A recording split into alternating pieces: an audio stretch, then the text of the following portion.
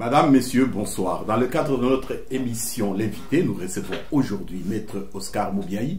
Maître Oscar Moubiaï est avocat au barreau de Lille. Maître Oscar Moubiaï, bonsoir. Bonsoir, monsieur le journaliste.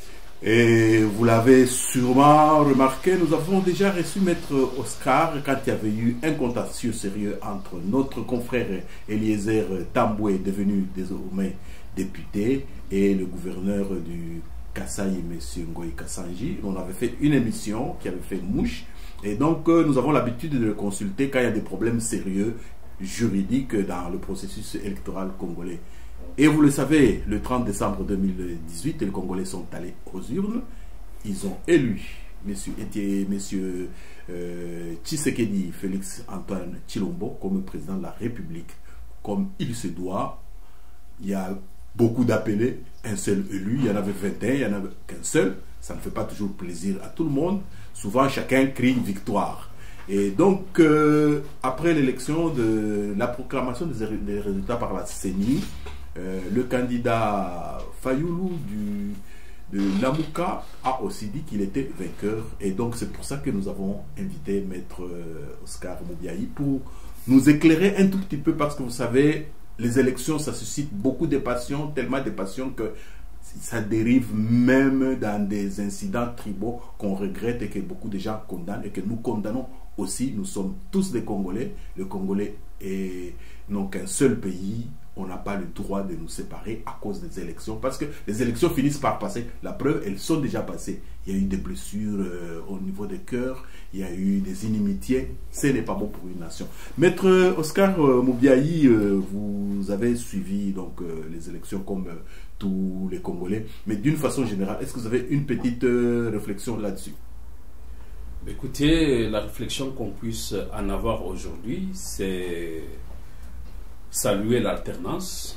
C'est pour la première fois que la RDC connaît une alternance par voie des urnes. Dans tous les cas, il y a eu une grande aspiration du peuple congolais au changement. Une chose et une évidence est qu'aujourd'hui, ce débat-là, Kabila ou sans Kabila, il ira, il n'ira pas. La victoire aujourd'hui, il est parti, définitivement parti. La deuxième question, qui a gagné les élections, c'est le débat de vérité des urnes. La réponse, je ne me limiterai qu'à des réponses d'ordre juridique, et l'on pourra commenter si le voulez. Toujours est-il que c'est M. Félix Tshisekedi qui a été proclamé provisoirement par la CENI vainqueur de ces élections.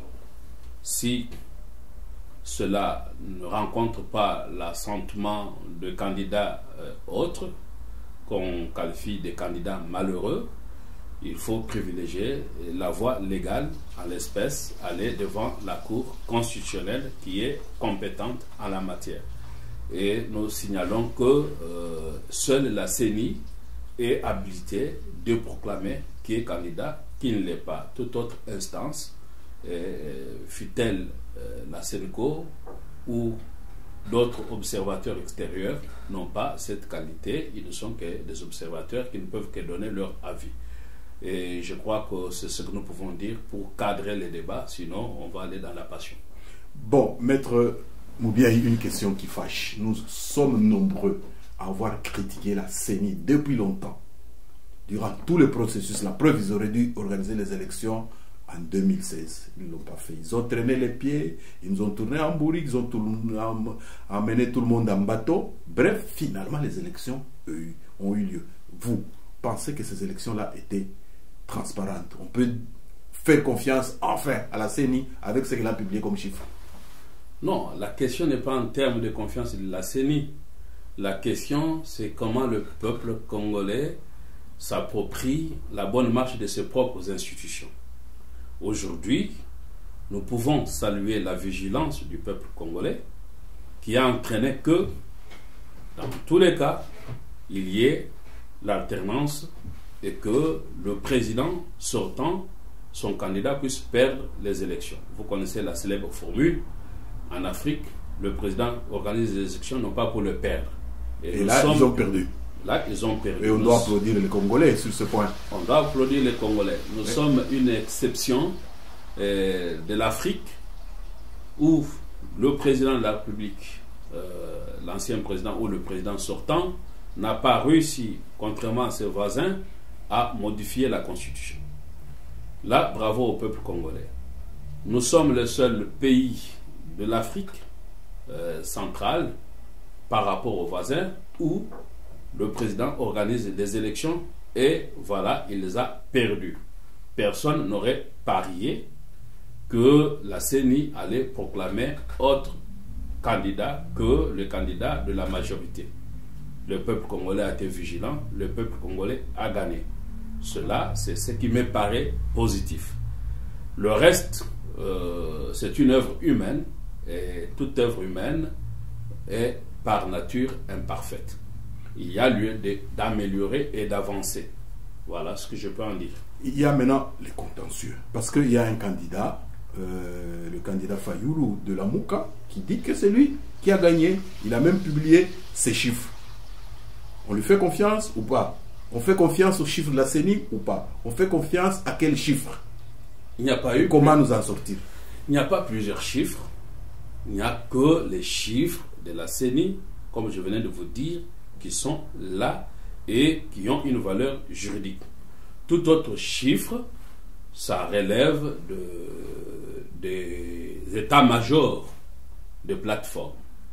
Alors, pour répondre maintenant à votre question, il n'y a que devant la Cour constitutionnelle que les camps qui estiment avoir les chiffres, autres qui contrediraient ceux de la CENI, libre à ce candidat de pouvoir apporter la preuve qu'il détient par devers lui. En l'espèce, pour être plus pratique, c'est le candidat de la Mouka qui a estimé saisir la Cour constitutionnelle. Se soulève d'abord la question de savoir si sa requête est dans le délai. Oui, dites-nous par rapport à la loi électorale. La loi électorale dit que le encore candidat... que je vous donne une marge de manœuvre, encore que la loi a tellement été révisée, peut-être qu'on n'a pas la dernière version par rapport au délai. C'est 2 ou 3 jours entre les deux. Oui. Sauf erreur de ma part, mais je ne pense pas me tromper, que le délai de recours est de 48 heures. Ok. Et ce délai, c'est un délai d'heure à heure. La loi dit le recours, les délais s'ouvrent à partir de la publication du résultat. Et il y a eu publication du résultat pour l'élection présidentielle, si ma mémoire ne me trahit pas, le 9, tard le 10, dans la nuit. Le 10 à 3 heures du matin. Non, à 3 heures du matin, nous étions le 9, enfin les 10. Oui. Sauf que ce qui fait foi, c'est le PV de la CENI. Oui, c'est vrai. La CENI a signé. Oui, le PV du 9, exact. C'est du 9. Oui. Et la Cour n'est saisie qu'à travers les pièces. Nous sommes dans un contentieux où la Cour ne statue que sur pièces. Et la Cour n'aura qu'à statuer sur base du PV de la CENI qui publie du 29. Okay. Et si l'on part d'heure à heure, le 9 à 3 heures du matin, au 10, nous avons 24 heures, et au 11, 3 heures du matin, c'est terminé 48 heures. Okay.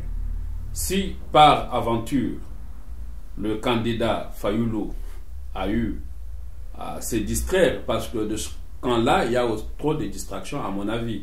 Tantôt, on ne sait pas si on ira aux élections, parce qu'on dit on n'ira pas sans machine.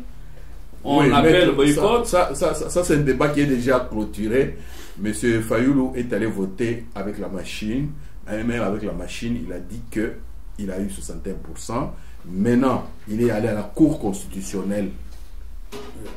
Dites-nous, s'il devrait y aller dans les normes juridiques, il devrait faire quoi concrètement? J'ai fait ce pas en arrière pour préciser que ces hésitations qui ne doivent pas exister au haut sommet de responsabilité politique risquent de causer préjudice à M. Fayoulou, parce que si il faut être prudent et il faut avoir toutes les diligences possibles en homme prudent et ne pas prendre les risques.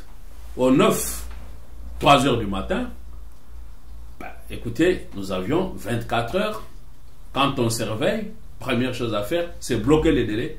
En tout cas, on consulte son avocat et l'avocat prend précaution de dire je dois bloquer les délais, je dépose ma requête, quitte à ce que je puisse compléter ça par mémoire complémentaire, mais au moins qu'on sorte du débat de délai. Ok.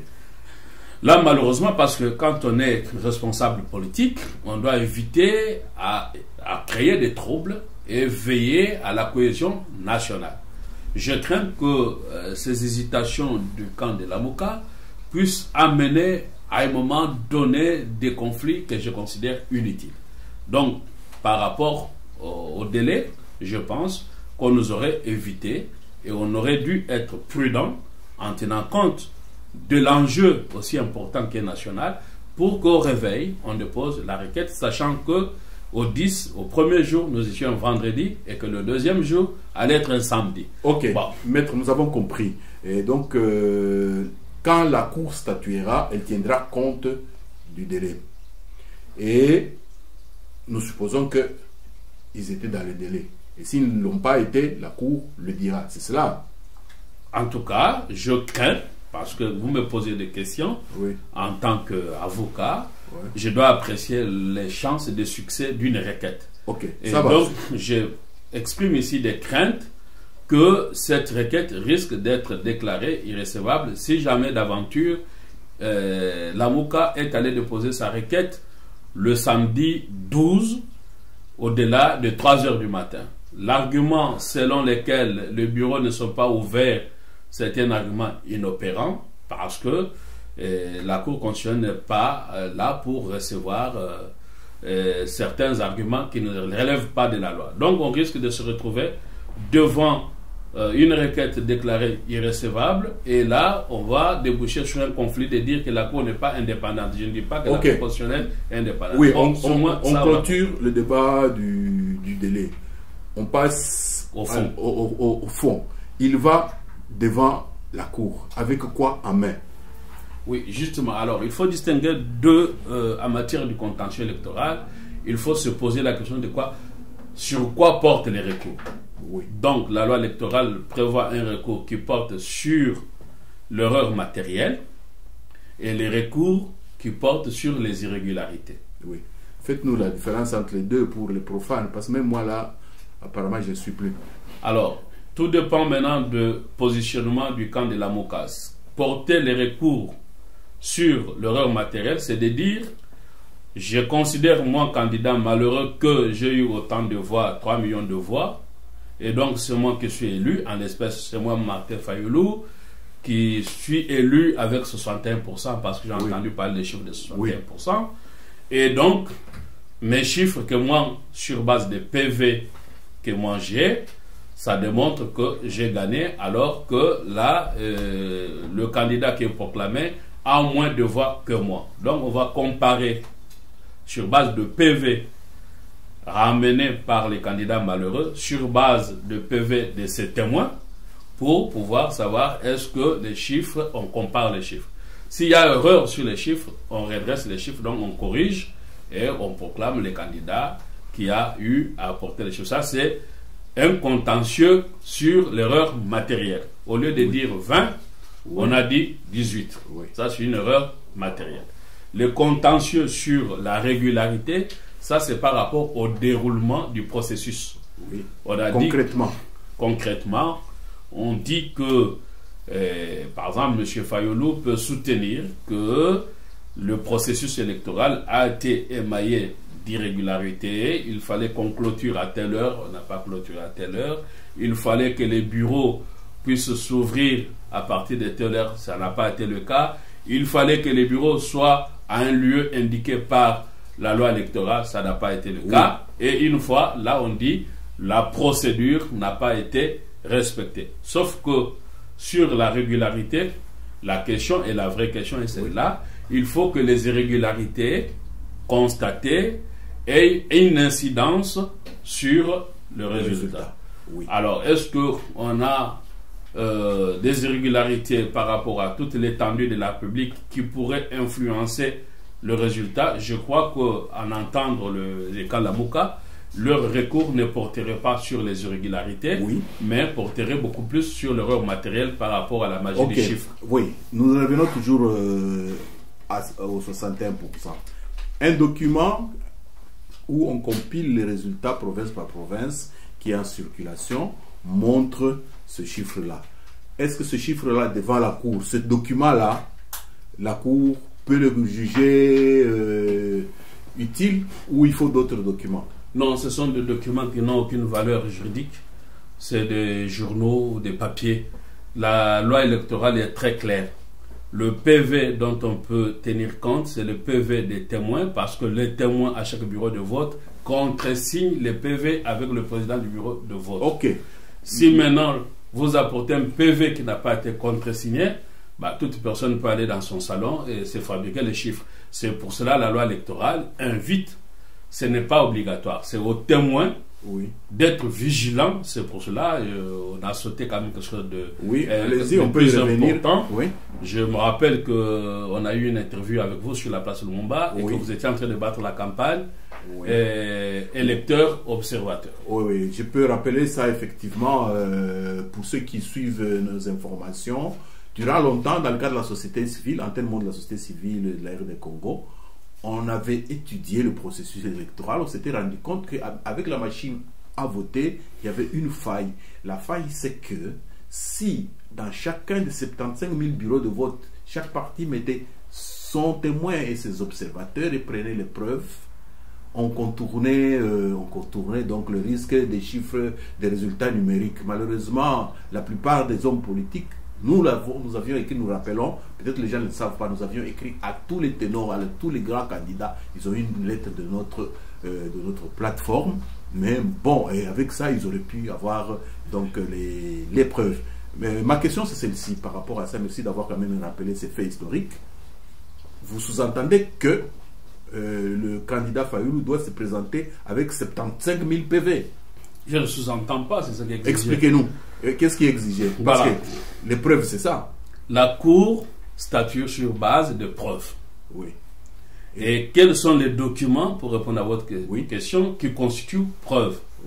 Les documents qui constituent preuves, ce sont les PV des bureaux de vote. Et ces PV doivent répondre à la forme.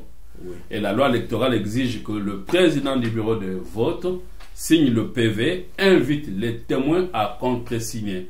Et le témoin qui contresigne un PV peut émettre ses observations en disant: moi, je ne suis pas d'accord avec le PV que ici publié ou signé par le bureau de vote. Et il en demande copie. Ce sont ces copies-là de PV des bureaux de vote qui font foi devant la Cour et non pas tout autre document qui serait sorti. J'entends parler de smartphone, non, vous pouvez prendre une photo envoyée par image WhatsApp, ou bien vous pouvez entrer avec des caméras cachées. Ça n'aura pas la Cour, ça ne passe pas. Non, ça passe pas. La Cour n'accueille pas de preuves obtenues de manière illicite. En espèce, la Cour accueille de preuves qui sont les copies des PV des bureaux de vote que ramènent les témoins. Et les témoins n'ont pas de PV qu'ils se fabriquent eux-mêmes, parce qu'il ne faut pas se fabriquer de preuves. Les témoins n'apportent que de PV qui sont des copies de PV authentiques de la CENI envoyés par les bureaux de vote. Si vous venez avec d'autres chiffres, avec vos documents non contresignés, ça ne passera pas, même si ça peut être une réalité pour vous, mais ça c'est une réalité biblique ou sociologique, mais nous ne sommes pas sur un domaine de vérité des urnes, j'en entends parler. Parlant de Bible, nous faisons une association d'idées, nous passons à la CENCO. La CENCO a déclaré qu'elle avait des preuves que celui qu'on a proclamé, ce n'est pas celui-là. Qu'est-ce que vous pouvez dire par rapport à ce que... Est-ce que la CENCO serait bien obligée d'aller amener les preuves, ou on peut lui faire foi, et devant la Cour constitutionnelle, ces déclarations-là, qu'est-ce qu'elles valent? Non, là, avec tout le respect des évêques que j'appelle parfois, compte tenu de leur attitude dans l'immixtion de la vie politique, tantôt c'est très bien par rapport à la veille de la population, tantôt aussi c'est malheureusement assez de confusion. Et c'est pour ça que je dis parfois les hommes en soutane, à un moment donné, il va falloir que l'on puisse rester correct, rigoureux dans sa mission. La SENCO a envoyé des observateurs. Les observateurs, c'est pour regarder les déroulements et émettre un point de vue. Mais en revanche, la SENCO n'avait pas pour mission d'être témoin. Parce que la SENCO, s'il devient témoin d'un candidat, perdrait en neutralité. Aujourd'hui, entendre SENCO parler, c'est comme si la SENCO était devenue témoin de la MOCA. Ça n'a pas, en tout cas, de sens. Donc, ces avis en disant que les candidats proclamés n'est pas celui que nous connaissons, ce n'est qu'un simple avis, mais qui n'a pas d'incidence dans le contentieux électoral, parce que ces avis-là, ces observations-là, c'est malheureusement de vérité peut-être biblique, peut-être pour l'histoire, mais ça n'avance pas le pays. Voilà, simplement, on peut donner les chiffres de la SENCO, mais ces chiffres n'ont aucune valeur juridique. Maître, réfléchissons à contrario. Oui. Nous n'avons pas été à Kinshasa quand le candidat Fayulu a été déposé sa requête, à supposer qu'il soit allé avec les 75 000 PV. Il les dépose à la cour. Que devrait faire la cour à ce moment-là? Qui dépose Fayulu? Parce que vous dites c'est celui qui se plaint qui amène les preuves. Oui. Bon, il va avec 75 000 preuves. Il donne à la cour. Que fait la cour à ce moment-là? Mais c'est justement le rôle de la cour. À ce moment-là, la cour examine d'abord si ce PV-là constitue copie conforme au PV de la CENI. C'est ça la première chose. Oui. Et ensuite? Une fois que ce PV serait copie conforme au PV de la CENI, on compare les copies et les PV authentiques. Et où est-ce que la Cour constitutionnelle aura les PV authentiques? C'est parce que la loi électorale dit, la CENI, une fois qu'elle a adressé ses PV compilés, envoie ça à la Cour constitutionnelle. Donc c'est la CENI qui envoie les PV authentiques à la Cour constitutionnelle. Okay. Et le candidat malheureux vient avec des copies de même PV pour qu'on puisse comparer la réalité de fait. Okay. On ne vient pas avec des chiffres ou d'autres estimations que celles de la CENI. Non, on vient avec des copies. Et les copies sont amenées par les témoins de chaque candidat. C'est pour ça dans le bureau, il y a des candidats. Maintenant, toute autre preuve qui proviendrait en dehors de ce cadre-là, ce sont des documents qui n'ont aucune valeur juridique dont la Cour ne pourra pas tenir compte. Ok, on va atterrir, Maître Moubiaï. Il y a deux possibilités. Monsieur Fayulu est allé avec tous les PV, on compare, et si les chiffres sont corrects, on le proclame, et qu'il a effectivement les 61%, on le proclame. Mais bien sûr, si jamais il venait à apporter noir sur blanc les copies des PV qui sont authentiques au PV de la CENI. Or, à entendre la MOCA, déjà la MOCA n'a pas dépêché les témoins au bureau. Oui, c'est ma deuxième question que vous m'arrachez de la bouche. Je la pose pour clarifier les auditeurs. Maintenant, il se pourrait qu'il soit venu avec des PV, mais pas en nombre suffisant. Que fait la Cour? C'est la Cour prendra le résultat de la CENI, parce qu'il faudra que le PV que vous apportez en copie puisse produire un nombre supérieur à celui de la CENI. Or, ça pourra être très difficile parce qu'aucun candidat n'a déployé les témoins dans tous les bureaux de vote.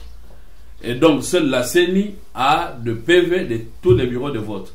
Il serait un peu curieux de trouver un candidat qui viendrait avec des PV dans tous les bureaux de vote. Cela signifierait que le candidat de la MOCA a dépêché des témoins dans chaque bureau de vote et que celui-ci a assisté au dépouillement jusqu'à la fin et a exigé la copie de son PV. Or, la campagne qui a été faite, au lieu d'éduquer les citoyens à aller veiller ce que vous étiez en train de faire, malheureusement, ça n'a pas été le cas. Donc aujourd'hui, on se retrouve face à un contentieux qui n'a pas été préparé en amont et on entend s'appuyer sur les chiffres de l'Église. Mais les chiffres de l'Église ne valent que malheureusement pour l'avenir devant Dieu. Mais devant le juge, je ne vois pas le juge s'appuyer sur des choses de Dieu. C'est pour ça qu'il faut séparer l'Église et l'État. Oui, merci beaucoup, maître. Je pense que vous avez été suffisamment explicite. Je n'aimerais pas pousser la question jusqu'à vous dire quelle sera, d'après vous, la conclusion, mais je pense que chacun de nos téléspectateurs a suivi sur base de ce que maître Oscar Moubiaye a avancé. Il pourrait se faire une idée de la suite de la requête déposée par notre compatriote Martin Fayoulou. Encore, nous vous remercions, maître, d'avoir éclairé les auditeurs, les téléspectateurs de Euro-Africa TV, et nous attendons, après la prestation de serment, sûrement il y aura d'autres problèmes juridiques que nous pourrons aborder. Par exemple, le fait que, bon, toutes les autres institutions, ce sont les gens de Kabila qui sont très majoritaires. Ça, nous réservons pour une prochaine émission. Encore une fois, nous vous remercions de vous être déplacés de Lille pour Bruxelles afin d'informer nos téléspectateurs. Madame, messieurs, bonsoir, et donc à la prochaine avec notre invité Oscar Moubiaye.